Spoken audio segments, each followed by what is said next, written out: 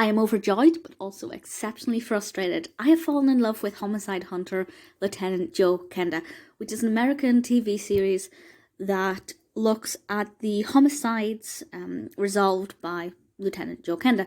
And it's quite an in-depth series. There are a lot of episodes. There are 144 episodes, and unfortunately I haven't seen them all because I only managed to watch seasons 1 to 7 in the UK. I binge watched it over a couple of weeks, bearing in mind each one's 45 minutes, and I guess I watched about 100 episodes.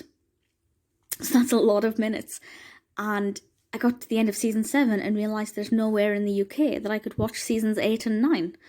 So that was frustrating. If anybody knows where I can see them, please tell me. I'm very desperate. It's very addictive. That's something to bear in mind if you choose to watch this, and I thoroughly suggest that you do. Now, I'll be honest, the first episode, maybe episode and a half, weren't great, and I didn't think I was going to stick with this.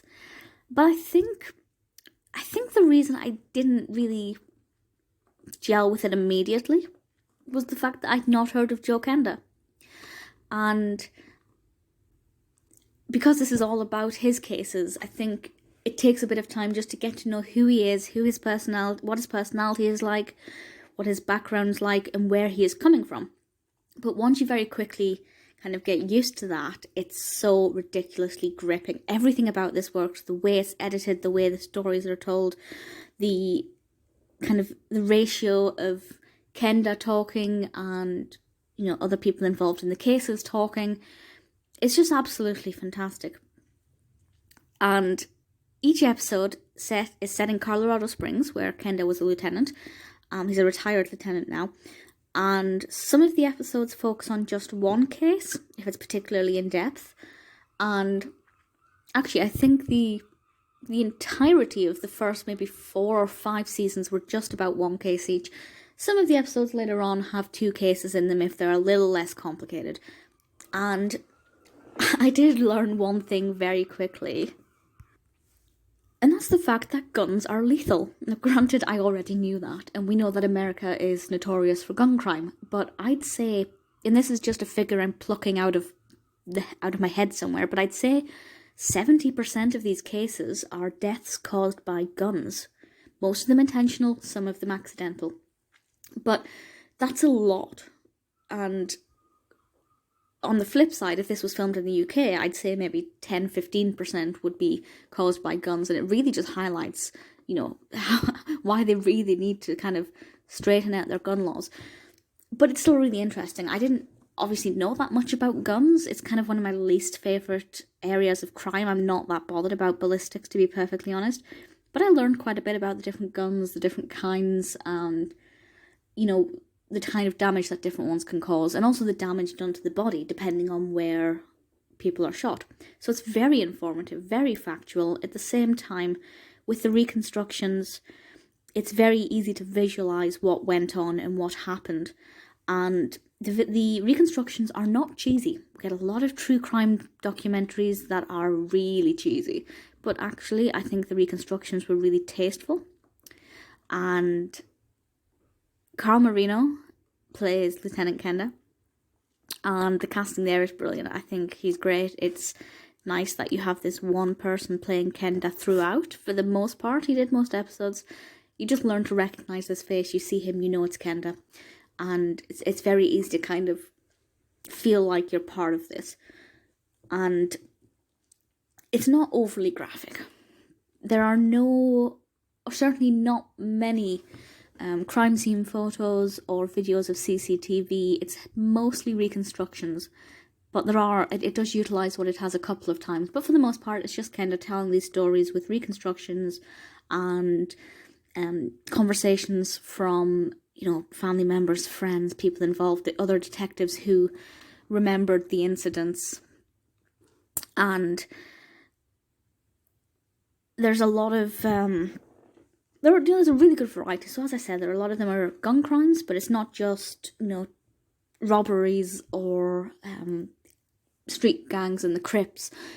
There are a whole mix of other different kind of situations where the people were shot for being in the wrong place at the wrong time. There's knife crime. There's one of my favourite episodes, and and I don't really want to go into it too much without spoiling anything, but it involves a family who, I think it was a mother, 2 sons, and a nephew or something.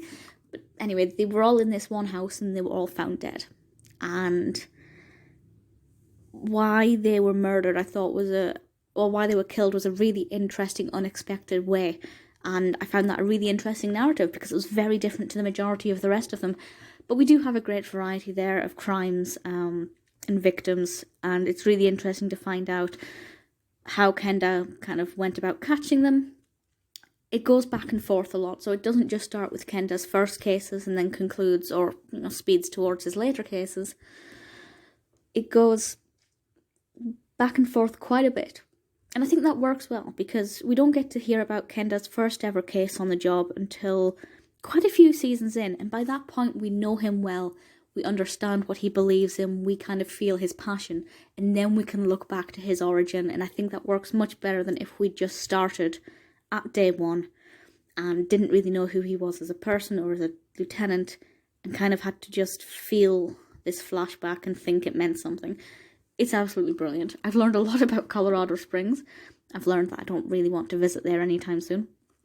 But I thoroughly enjoy this. It's just so gripping and so compelling. The editing's fantastic. It's engaging from start to finish. Oh, that's upsetting. I've just read at the side that season 9, episode 20 is the very final episode of Homicide Hunter, and that's it finished. Well, that's upsetting, but at least it means I only have 2 seasons to find. It's fantastic. Start to finish, you will not take your eyes away from the screen. Kenda is a brilliant... I was going to say he's a brilliant narrator. It's actually narrated by Josh Casaubon, but obviously Kenda is the one who is hosting this show, and he's fantastic. He's likeable. He's realistic. He doesn't sugarcoat things. He doesn't just say what he would expect the camera wants him to say, and I really admire that. I think he's fantastic. As I said, it's 144 episodes. I've now realised that that's 144 final, and I need to watch seasons 8 and 9. So if you know anywhere where I can stream them legally in the UK, that would be amazing.